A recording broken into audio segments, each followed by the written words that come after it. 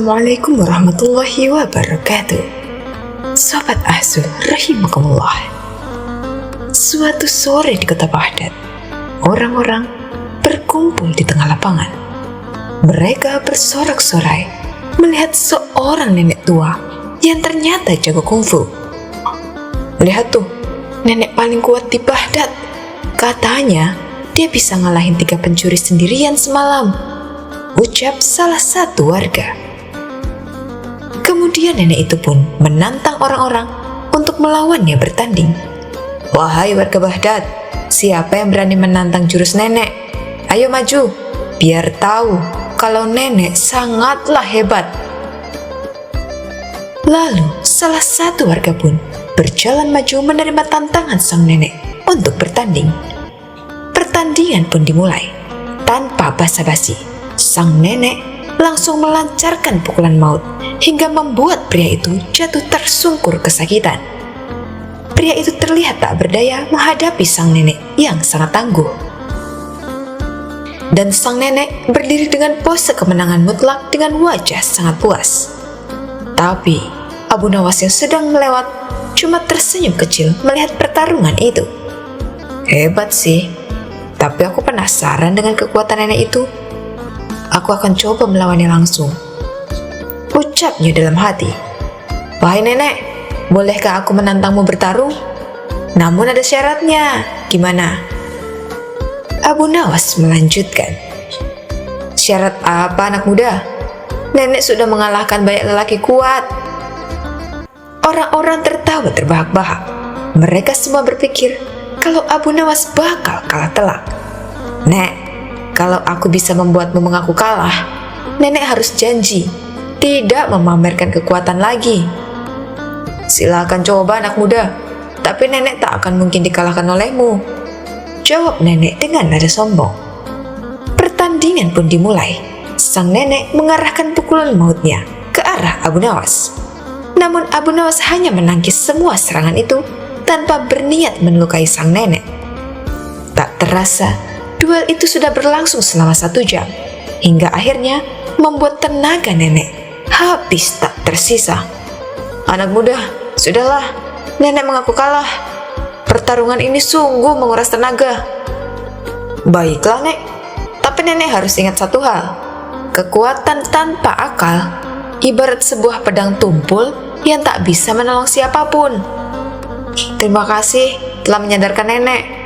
Anak muda, hati nenek jadi lebih ringan sekarang.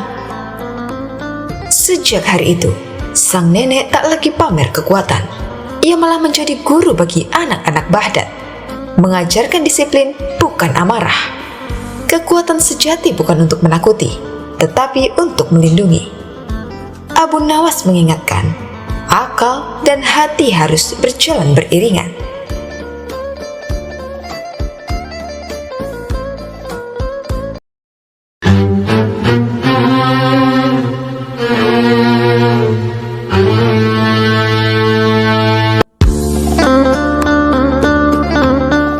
Sahabat Ahsul rahimakumullah. Abu Dahi sangat membenci Abu Nawas. Ia selalu mencari cara untuk mencelakakannya. Selama Abu Nawas masih tinggal di Baghdad, Abu Dahi tidak akan berhenti berbuat jahat kepadanya. Suatu hari, Abu Dahi menghadap Baginda Raja dan berkata bahwa Abu Nawas telah menjadi dukun. Tentu saja Baginda terkejut. Namun Abu Dahi tidak berhenti di situ saja. Ia menyebarkan berita bohong itu kepada banyak orang di kota Baghdad. Abu Dahi berkata bahwa Abu Nawas telah menyimpang dan sudah tidak percaya kepada Tuhan. Begitulah fitnah yang Abu Dahi sebarkan.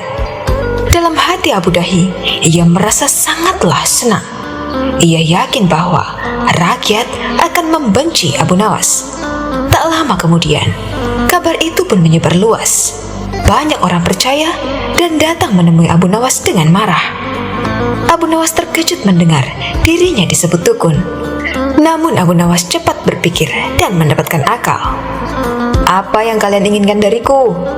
Orang-orang meminta berbagai hal seperti kekayaan, kesaktian, dan kekebalan.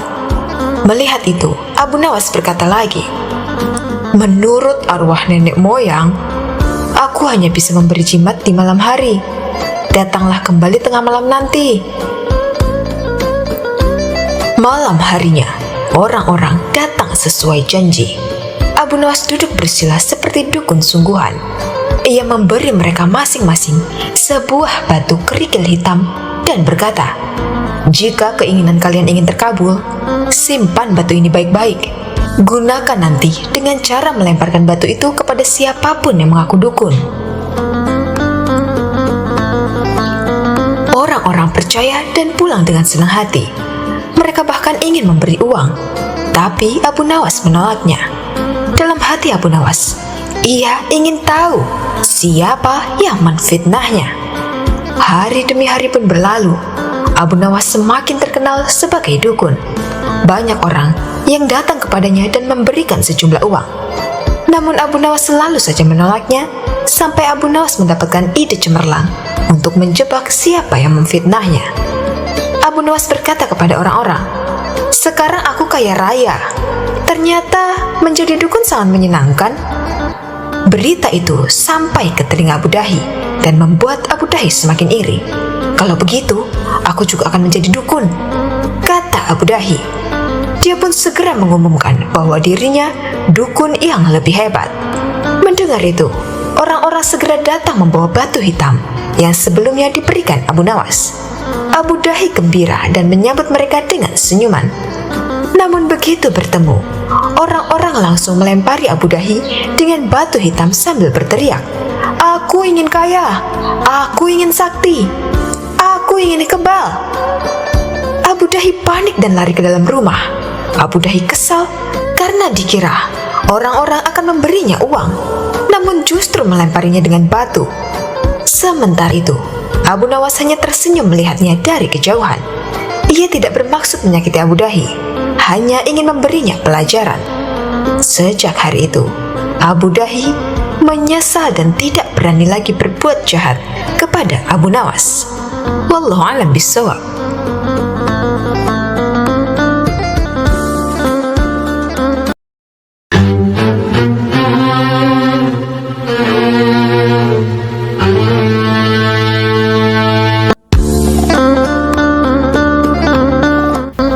Sobat Azul rahimakumullah. Di suatu hari yang cerah, Raja Harun al-Rasyid dan para pengawalnya meninggalkan istana untuk berburu. Namun di tengah perjalanan, salah satu pejabat kerajaan yang bernama Abu Jahil menyusul dengan terengah-engah. Dari atas kudanya, dia berkata, "Baginda, Baginda, hamba mau mengusulkan sesuatu," kata Abu Jahil sambil mendekati sang raja. "Apa usulmu, wahai Abu Jahil?" tanya Baginda Raja. "Agar acara berburu ini lebih menarik dan disaksikan banyak penduduk, bagaimana kalau kita sayembarakan saja?" ujar Abu Jahil dengan raut wajah serius. Baginda Raja terdiam sejenak dan mengangguk-angguk. "Hamba ingin beradu ketangkasan dengan Abu Nawas, dan nanti pemenangnya akan mendapatkan sepundi uang emas. Tapi kalau kalah, hukumannya adalah memandikan kuda-kuda istana selama 1 bulan." Tutur Abu Jahil meyakinkan Baginda Raja, yang akhirnya sang raja menyetujui usulan Abu Jahil tersebut. Hitung-hitung, sayembara itu akan memberikan hiburan kepadanya. Maka dipanggillah Abu Nawas untuk menghadap kepadanya. Abu Nawas pun segera menghadap Baginda Raja Harun al-Rasyid. Ia diberi petunjuk panjang lebar oleh Baginda Raja. Pada awalnya, Abu Nawas menolak sayembara tersebut karena ia tahu bahwa semua ini adalah akal licik dari Abu Jahil yang ingin menyingkirkannya dari istana. Tapi Baginda Raja Harun memaksa Abu Nawas, dan Abu Nawas tidak bisa menolaknya. Abu Nawas berpikir sejenak. Ia tahu kalau Abu Jahil sekarang diangkat menjadi pejabat istana. Ia pasti mengerahkan semua anak buahnya untuk menyumbangkan seekor binatang buruannya di hutan nanti. Namun karena kecerdikannya, Abu Nawas tersenyum riang. Abu Jahil yang melihat perubahan raut muka Abu Nawas menjadi penasaran dibuatnya. Mana mungkin Abu Nawas bisa mengalahkan diriku kali ini? Pikir Abu Jahil dalam hatinya. Akhirnya, Baginda menggiring mereka ke tengah alun-alun istana. Raja dan seluruh rakyat menunggu siapa yang akan menjadi pemenang dalam lomba berburu. Terompet tanda mulai adu ketangkasan pun telah ditiup. Abu Jahil segera memacu kudanya secepat kilat menuju hutan belantara. Anehnya, Abu Nawas justru sebaliknya. Dia dengan santainya menaiki kudanya, sehingga para penonton banyak yang berteriak. Menjelang sore hari, tampaklah kuda Abu Jahil memasuki pintu gerbang istana. Ia pun mendapat sambutan meriah dan tepuk tangan dari rakyat yang menyaksikannya. Di sisi kanan dan kiri kuda Abu Jahil tampak puluhan hewan yang mati terpanah. Abu Jahil dengan senyum bangga memperlihatkan semua binatang buruannya di tengah lapangan. Aku, Abu Jahil, berhak memenangkan lomba ini. Lihat, binatang buruanku banyak. Mana mungkin Abu Nawas mengalahkanku? Teriak lantang yang membuat para penonton semakin ramai bertepuk tangan. Tak berapa lama kemudian, terdengar suara kaki kuda Abu Nawas. Semua orang menertawakan Abu Nawas dan meneriakinya karena tak membawa satupun binatang buruan di kudanya. Tapi Abu Nawas tidak tampak gusar sama sekali. Ia malah tersenyum dan melambaikan tangannya. Baginda Raja menyuruh 2 orang pengawal untuk maju ke tengah lapangan dan menghitung jumlah binatang buruan yang didapat 2 peserta tersebut. Dengan kesempatan pertama, pengawal menghitung jumlah binatang hasil buruan Abu Jahil. 35 ekor kelinci ditambah 5 ekor rusa dan 2 ekor babi hutan, kata salah satu pengawal. Kalau begitu, akulah pemenangnya, karena Abu Nawas tidak membawa seekor binatang pun, teriak Abu Jahil dengan sombongnya. Tenang, tenang, aku membawa ribuan binatang. Jelaslah aku pemenangnya. Dan engkau, wahai Abu Jahil, silahkan memandikan kuda-kuda istana. Menurut aturan lomba, semua binatang boleh ditangkap, yang penting kan jumlahnya, kata Abu Nawas sambil membuka bambu kuning yang telah diisi dengan ribuan semut merah. Jumlahnya sangat banyak, Baginda. Mungkin ribuan. Kami tak sanggup menghitungnya lagi, kata pengawal kerajaan yang menghitung jumlah semut itu. Melihat kenyataan itu, Abu Jahil tiba-tiba saja jatuh pingsan. Baginda Raja tertawa terpinggal-pinggal dan langsung memberi hadiah kepada Abu Nawas. Kecerdikan dan ketulusan hati pasti bisa mengalahkan kelicikan.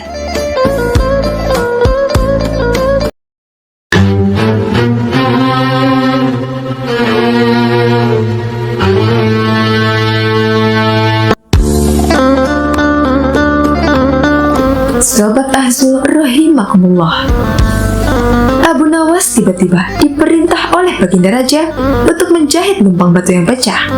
Tampaknya Baginda Raja masih saja mencari cara untuk mengalahkan sosok humoris dan cerdas tersebut. Setelah itu, Baginda Raja benar-benar ingin menghukum Abu Nawas, karena memang akhir-akhir ini sering membuat malu dirinya, bahkan di hadapan rakyatnya sendiri. Siasat apa ya supaya Abu Nawas bisa tertipu? Pikir Baginda Raja dalam hatinya. Untuk beberapa lama, Baginda Raja masih belum menemukan caranya. Akhirnya ia terpaksa meminta bantuan dari menteri-menterinya. Tapi dari sekian banyak usulan para menterinya, tak ada satupun yang menurut Baginda Raja berbobot. Tipuan yang kalian usulkan sangat mudah dipecahkan. Jangankan Abu Nawas, aku sendiri bisa dengan mudah menebaknya, ujar Baginda Raja merasa tidak puas. Tiba-tiba penasihat kerajaan berkata, "Ampun Paduka yang mulia, bukankah Paduka mempunyai batu lumpa yang sudah retak? Suruh saja Abu Nawas menjahitnya." Mendengar hal itu, Baginda Raja langsung kegirangan. "Usulanmu sangat bagus. Aku setuju dengan idemu. Cepat panggil Abu Nawas kemari," kata Baginda Raja. Singkat cerita, datanglah Abu Nawas menghadap Baginda Raja. "Ampun beribu, ampun Paduka yang mulia. Ada gerangan apa Paduka memanggil hamba?" tanya Abu Nawas. "Aku ada tugas baru untukmu," Ujar Baginda Raja. Tugas apakah itu wahai Paduka yang mulia? Tanya Abu Nawas lagi. Aku punya lumpang yang terbuat dari batu, tapi sayangnya ia retak dan terbelah menjadi dua.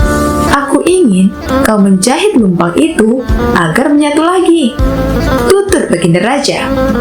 Tubuh Abu Nawas mendadak berkeringat mendengar perintah tersebut. Wajahnya langsung berubah menjadi pucat. Coba kenapa lagi nih? Mana ada batu bisa dijahit? Gerutu Abu Nawas dalam hatinya. Abu Nawas, kenapa kau malah bengong? Aku kasih waktu sehari.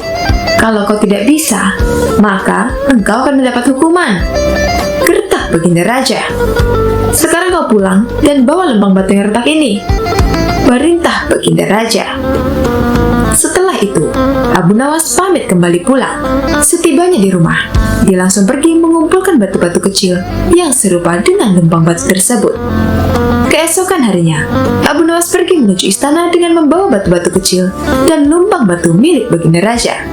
Setelah sampai di istana, Baginda Raja langsung bertanya kepada Abu Nawas. Abu Nawas, apakah lumpang batunya sudah dijahit? Tanya Baginda Raja. Ampun Paduka yang mulia, hamba sudah mengumpulkan batu-batu kecil yang sama persis jenisnya dengan lumpang batu milik Paduka, dan hamba minta tolong kepada Paduka untuk memilihkan serat dari batu-batu kecil yang hamba kumpulkan. Setelah itu, hamba akan jahit batu lumpang milik Paduka. Jawab Abu Nawas. Apa-apaan kau ini? Siapa juga yang dapat membuat batu sekecil itu menjadi benang? Tanya Baginda Raja. Ampun beribu ampun Paduka yang mulia, tapi lumpang batu milik Paduka tidak bisa bila dijahit pakai benang biasa. Lumpang batu itu harus dijahit dengan benang yang terbuat dari batu juga, ujar Abu Nawas. Mendengar penjelasan Abu Nawas, Baginda Raja pun tak bisa berbuat apa-apa. Kamu memang cerdik Abu Nawas, ungkap Baginda Raja. Dengan terpaksa, Baginda Raja kembali membebaskan Abu Nawas. Sosok humoris itu pun lolos dari hukuman meskipun tidak bisa menyelesaikan tugas mustahil yang diberikan Baginda Raja.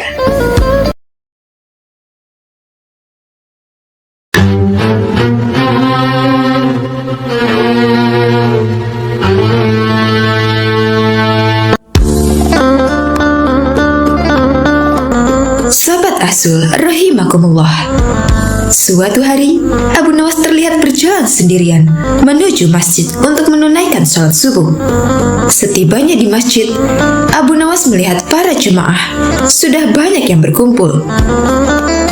Saat itu azan subuh belum berkumandang. Masing-masing dari jamaah itu sibuk dengan ibadahnya. Ada yang berzikir, ada yang sholat sunnah, ada juga yang membaca Al-Quran sembari menunggu datangnya waktu subuh. Singkat cerita, setelah selesai menunaikan sholat subuh, para jamaah mulai beranjak meninggalkan masjid. Ketika sampai di dalam masjid, Abu Nawas terlihat senyum-senyum sendiri sambil memandangi topinya. Tentu saja, tingkah Abu Nawas membuat para jamaah penasaran dan bertanya-tanya. Lalu ada salah satu dari mereka bertanya kepada Abu Nawas, "Memangnya apa yang kamu lihat di dalam topimu? Sampai-sampai kamu terlihat sangat bahagia?" Tanya salah satu jamaah. "Aku melihat surga dan para bidadari di dalam topiku," kata Abu Nawas. Mendengar jawaban demikian, para jamaah berbondong-bondong menghampiri dan mendekati Abu Nawas. "Sini coba aku lihat," kata mereka. "Saya tidak yakin kamu bisa melihat seperti apa yang aku lihat," ujar Abu Nawas. "Memangnya kenapa Abu Nawas?" kata para jamaah serempak bertanya. Karena sama-sama semakin penasaran, dengan mimik wajah serius, Abu Nawas menjelaskan, "Sebab hanya orang-orang beriman dan soleh saja yang bisa melihat surga dan bidadari di dalam topiku ini," jawab Abu Nawas. "Coba aku yang lihat," kata salah satu jamaah. Abu Nawas pun mempersilahkan dengan memberikan topinya kepada orang tersebut. Setelah melihat ke dalam topi itu, sejenak orang tersebut menatap ke arah Abu Nawas, kemudian menengok ke orang di sekelilingnya. "Benar, aku melihat surga dan bidadari. Luar biasa sekali," kata orang itu berbohong karena takut takut dikatakan orang yang tidak soleh dan kurang beriman. Benarkah? Coba aku ingin melihatnya, sahut jamaah lainnya. Setelah melihat ke dalam topi Abu Nawas, dia tidak melihat apa-apa. Namun, lagi-lagi karena gengsi, bila dikatakan ini orang yang tidak soleh dan tidak beriman, dia pun terpaksa berbohong. Oh iya benar, aku melihat bidadari yang cantik jelita, kata jemaah itu. Satu persatu dari mereka mencobanya, dan jawaban pun sama karena gengsi, takut dibilang bukan orang soleh dan kurang beriman. Hingga tibalah giliran terakhir, seorang jamaah yang dikenal pendiam mengambil topi Abu Nawas dan melihat ke dalamnya. Tapi dia tidak melihat apa-apa, justru ia mencium bau apek pada topi Abu Nawas. Orang itu langsung melemparkan topi Abu Nawas ke tanah dan berkata dengan sedikit nada jengkel, "Aku tidak melihat apa-apa, yang ada malah bau apek. Lalu kau akan menuduhku orang tidak beriman?" Hardik orang itu kepada Abu Nawas. Melihat hal itu, Abu Nawas malah tertawa terpinggal-pinggal. Kemudian Abu Nawas berkata, "Aku juga sama seperti kamu. Aku tidak melihat apa-apa," ujar Abu Nawas sambil menahan tawanya. Hai kalian semua, jangan hanya karena takut dibilang orang tidak beriman, lalu kalian membohongi diri sendiri dan orang lain. Selama kalian taat beribadah dan menjauhi larangan Allah, kalian tak perlu takut dan tak perlu malu kepada orang lain disebut sebagai orang yang tidak beriman. Cukup hanya kalian dan Tuhanmu yang tahu. Ya, lagian mana mungkin surga bisa terlihat sementara kalian belum mati, tutur Abu Nawas menasihati. Seketika mereka yang tadinya mengerumuni Abu Nawas langsung membubarkan diri sambil menahan rasa malu. Demikianlah kisah lucu Abu Nawas yang menunjukkan surga dan bidadari. Wallahu a'lam bishawab.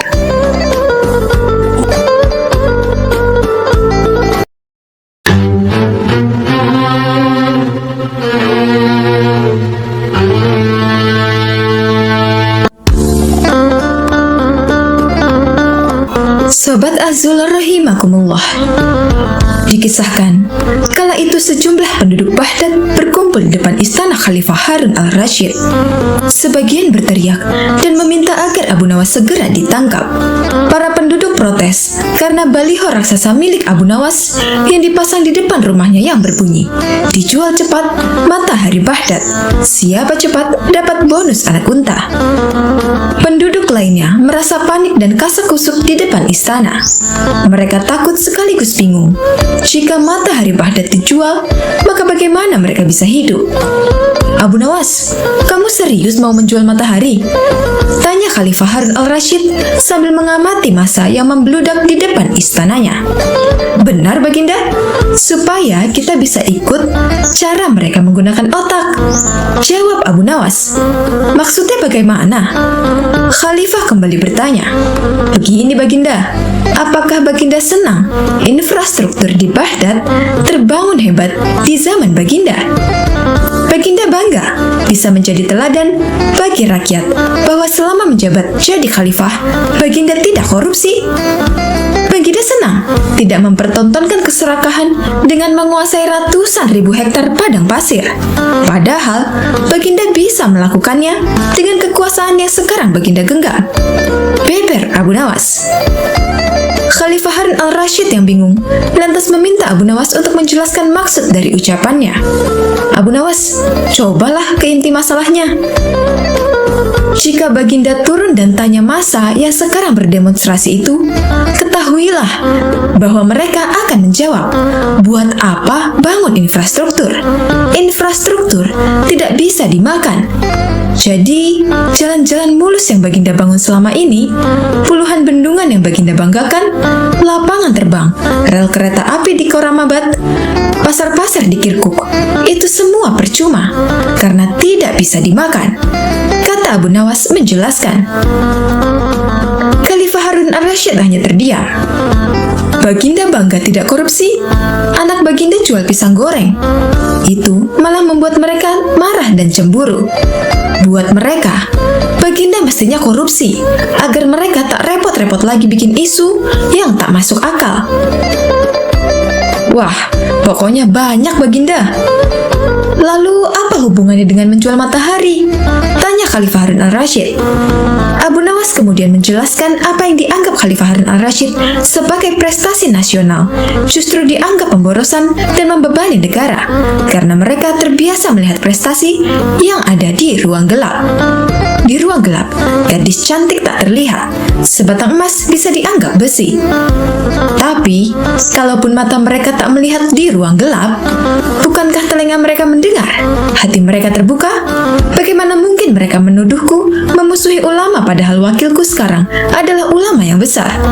Jikapun mereka tak suka aku, bukankah kepada mereka sekarang aku sodorkan ulama yang dulu mereka klaim mereka bela? Mengapa sekarang mereka tinggalkan? Abu Nawas kemudian berkata, "Baginda, itulah enaknya melihat dunia di ruang gelap sambil terbalik. Kita bisa menikmati apa yang mereka nikmati selama ini. Baginda tidak capek berpikir rasional." Khalifah Harun al-Rashid kembali terdiam. Abu Nawas lanjut menjelaskan, "Percayalah Baginda, hanya dengan melihat segala sesuatu di kegelapan, Baginda akan paham mengapa selama ini mereka melihat infrastruktur megah, pemerataan pembangunan di daerah tertinggal, semuanya sama sekali tidak berguna karena tak bisa dimakan. Mohon jangan katakan, infrastruktur memang tak bisa dimakan, tapi dengan infrastruktur kita semakin mudah cari makan. Itu cara berpikir rasional dan normal Paduka."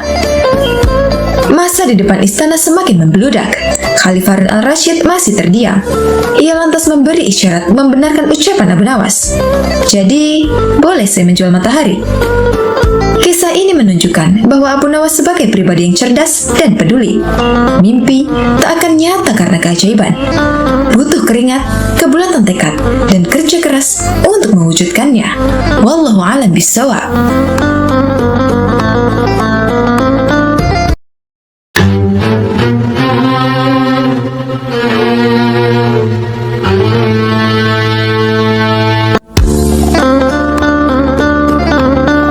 Sobat Ahzul rahimakumullah. Ketika beranjak dewasa, Abu Nawas membantu sang paman bekerja sebagai pembuat minyak wangi. Seusai bekerja, ia sering pergi ke masjid untuk belajar berbagai ilmu agama dan pengetahuan lain, seperti syair, fikih, dan ilmu hadis. Abu Nawas terkenal sebagai murid yang cerdik dan antusias dalam mempelajari berbagai ilmu pengetahuan. Suatu hari, Abu Nawas bertemu dengan Abu Usamah yang merupakan ahli sastra, sekaligus pujangga terkenal. Ia sangat terkesima dengan kemampuan Abu Nawas membuat syair, hingga diajarkan berbagai ilmu mengenai syair. Pada suatu siang, Abu Nawas membawa lampu minyak dan menggoyangkannya sembari berhenti pada setiap sudut rumah. Setelahnya, ia kembali berjalan dengan lampu yang masih dipegangnya. Tingkah Abu Nawas menggegerkan penghuni Baghdad. Mereka begitu heran, bagaimana bisa orang secerdas Abu Nawas berjalan di siang hari ketika sinar matahari menyorot sambil membawa lampu minyak. Abu Nawas mulai gila, kata salah seorang warga Baghdad yang tengah memperhatikan Abu Nawas. Walau begitu, Abu Nawas sama sekali tidak peduli. Keesokan harinya, ia melakukan hal yang sama. Hanya saja, kali ini lebih pagi sambil tetap membawa lampu minyak. Tanpa bersuara, Abu Nawas menoleh ke kanan dan ke kiri. Beberapa orang menyaksikan tingkah Abu Nawas, lantas bertanya kepada Abu Nawas, apa yang sebenarnya ia cari di siang hari dengan lampu di tangannya. Abu Nawas lalu menjawab, "Saya sedang mencari neraka." Dari situlah para warga mulai berpikir bahwa Abu Nawas benar-benar gila. Bahkan di hari ketiga, ia masih melakukan hal yang sama dan membawa lampu minyak yang digoyang-goyangkan. Warga Baghdad yang tidak sabar akan perilaku Abu Nawas lantas menangkapnya. Di Baghdad ada sebuah undang-undang yang melarang orang gila berkeliaran di kampungnya. Sejumlah musuh politik Harun al-Rashid justru gembira melihat Abu Nawas ditangkap. Mereka menganggap ketidakwarasan Abu Nawas bisa dijadikan sebagai senjata untuk menyudutkan wibawa sang khalifah. malu bukan main atas perilaku Abu Nawas.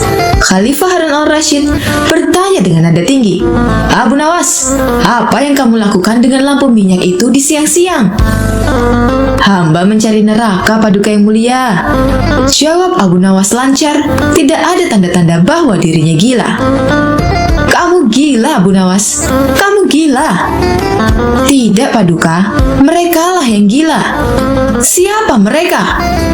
Abu Nawas kemudian meminta orang-orang yang tadi menangkap dan menggiringnya menuju istana untuk dikumpulkan. Setelah berkumpul di depan istana, Abu Nawas didampingi Khalifah Harun mendatangi mereka. "Wahai kalian orang yang mengaku waras, apakah kalian selama ini menganggap orang lain yang berbeda pikiran dan berbeda pilihan dengan kalian adalah munafik?" Tanya Abu Nawas.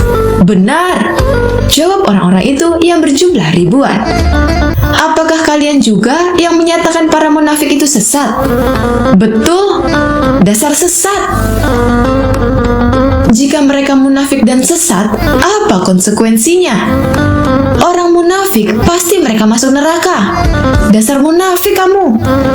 Mendengar itu, Abu Nawas kembali menimpali, "Baik, jika saya munafik, sesat dan masuk neraka, di mana neraka yang kalian maksud?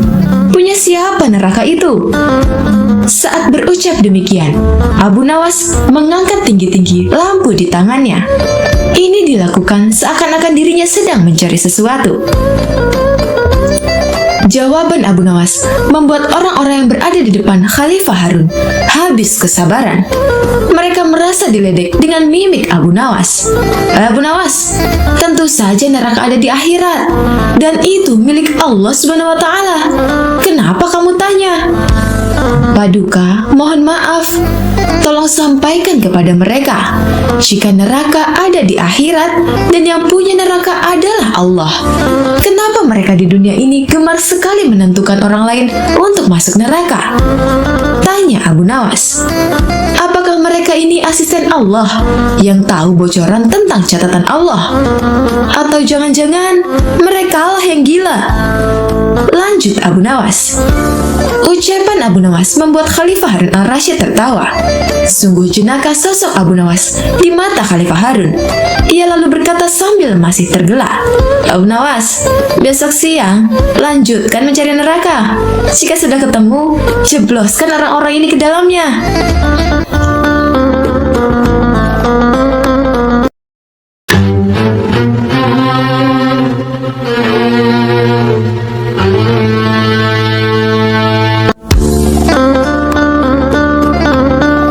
Sobat Azul rahimakumullah. Pada suatu hari, ada dua orang wanita yang bertengkar di dekat rumah Abu Nawas. Dua wanita itu saling berteriak dan menyerang lawannya. Salah satu wanita itu menggendong seorang bayi. Keributan ini mengundang kerumunan warga. Warga pun ingin tahu apa penyebab pertengkaran mereka. Ternyata, dua wanita ini sedang memperebutkan bayi yang sedang digendong oleh salah satu di antara mereka. Keduanya mengaku sebagai ibu dari bayi itu. Pertengkaran ini tak bisa dilerai karena tidak ada penyelesainya. Kasus perebutan bayi ini akhirnya diserahkan kepada hakim. Namun, hakim mengalami kesulitan untuk memutuskan wanita mana yang merupakan ibu bayi itu. Dua wanita itu sama-sama bersikeras bahwa bayi itu adalah anaknya. Hakim itu akhirnya menghadap Baginda Raja untuk meminta bantuan. Raja pun cari cara untuk menentukan ibu bayi yang sebenarnya. Raja pun berbicara kepada dua wanita itu secara terpisah. Namun cara yang ditempuh Baginda Raja tak membuahkan hasil apa-apa. Kedua wanita itu justru semakin mati-matian mengaku bahwa bayi itu adalah anaknya. Sang raja hampir hampir putus asa. Masalah ini harus segera diputuskan karena menyangkut nasib seorang bayi. Baginda Raja lalu ingat kepada Abu Nawas. Selama ini, Baginda Raja sering meminta bantuan dari Abu Nawas untuk memutuskan perkara yang sulit. Abu Nawas pun dipanggil ke istana untuk menghadap sang raja. Baginda Raja menceritakan peristiwa yang tengah terjadi. Baginda Raja meminta Abu Nawas untuk menyelesaikan masalahnya. Baginda Raja memberi waktu 1 hari kepada Abu Nawas untuk memikirkan jalan keluarnya. Keesokan harinya, Abu Nawas datang ke istana. Baginda Raja sudah mengundang 2 wanita yang berebut bayi itu. Banyak warga yang datang ingin menyaksikan penyelesaian kasus ini. Semua yang hadir menunggu dengan hati berdebar-debar. Mereka ingin masalah ini segera diputuskan. Abu Nawas memerintahkan agar bayi itu diletakkan di atas meja. Lalu Abu Nawas memanggil Algojo untuk maju ke depan. Algojo itu membawa pedang di tangannya. Wajah kedua wanita itu tampak khawatir. Tatapan mata mereka tertuju kepada bayi yang diletakkan di atas meja. Abu Nawas bertanya kepada 2 wanita tersebut mengenai siapa ibu bayi yang sebenarnya. Bayi ini harus bersama ibunya yang asli. Salah satu dari mereka yang bukan ibunya haruslah mengalah. Namun keduanya tidak ada yang mau mengalah. Masing-masing tak akan mau menyerahkan bayi itu kepada orang lain. Abu Nawas memutuskan akan mengabulkan keinginan kedua wanita itu dengan cara yang adil. Ia akan menyuruh Algojo untuk membelah bayi ini menjadi 2. Jadi, masing-masing akan mendapatkan bagian yang sama. Abu Nawas pun minta persetujuan kepada kedua wanita itu. Semua orang yang hadir sangat tercengang. Bagaimana mungkin seorang bayi dibelah menjadi 2? Wanita pertama tampak senang. Akhirnya, masalah ini dapat diselesaikan dengan cara yang adil. Mereka akan sama-sama mendapat bagian yang seimbang. Ia pun menyetujui usul dari Abu Nawas. Sementara wanita kedua langsung menangis meronta-ronta. Ia menjerit-jerit histeris dan meminta agar Abu Nawas tidak membelah bayi itu. Ia akan menyerahkan bayi itu seutuhnya kepada wanita pertama. Ia rela bayi itu dirawat oleh wanita itu. Abu Nawas pun tersenyum lega. Sekarang ia sudah tahu siapa ibu bayi yang sebenarnya. Abu Nawas segera mengambil bayi itu dan menyerahkannya kepada wanita kedua. Tak ada ibu yang tega membiarkan anaknya disembelih. Ibu itu sangat bersyukur dan berterima kasih kepada Abu Nawas. Wanita yang setuju anaknya disembelih pastilah bukan ibu yang sebenarnya. Abu Nawas lalu memerintahkan agar wanita pertama dihukum sesuai dengan perbuatannya. Baginda Raja merasa puas dengan keputusan Abu Nawas. Warga yang ikut menyaksikan kejadian ini pun gembira karena bayi itu sudah kembali pada ibunya. Sekali lagi, Abu Nawas membuktikan kecerdikan dan kepandaiannya. Baginda Raja pun ingin mengangkat Abu Nawas menjadi penasehat kerajaan. Namun Abu Nawas menolak dan ingin tetap menjadi rakyat biasa.